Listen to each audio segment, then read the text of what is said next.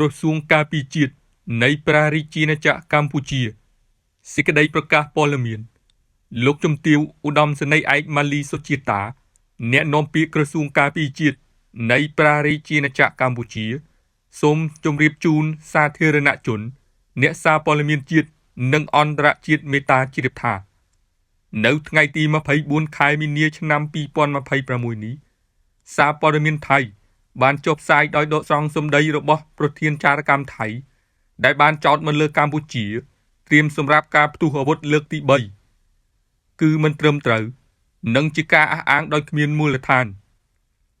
កងយុទ្ធពលខេមរភូមិន្ទប្រកាន់ភ្ជាប់យ៉ាងម៉ឺងម៉ាត់នៅការគោរពសេចក្តីប្រកាសរួមនៃកិច្ចប្រជុំពិសេសលើកទី3នៃគណៈកម្មាធិការព្រំដែនទូតកម្ពុជាថៃ GBC ថ្ងៃទី27ខែធ្នូឆ្នាំ2025សេចក្តីថ្លែងការណ៍រួមស្តីពីកិច្ចព្រមព្រៀងសន្តិភាពរវាងកម្ពុជានិងថៃ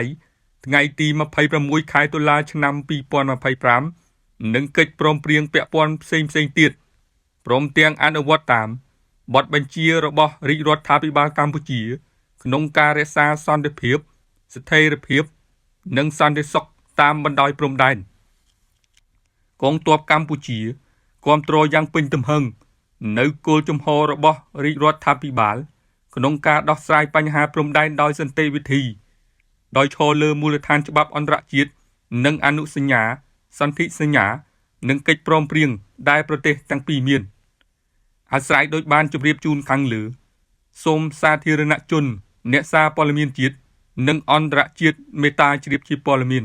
នៅថ្ងៃអង្គារ6កើតខែចេតឆ្នាំម្សាញ់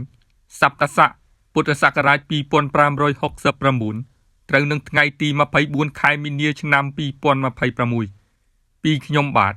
សេងខ្មែរ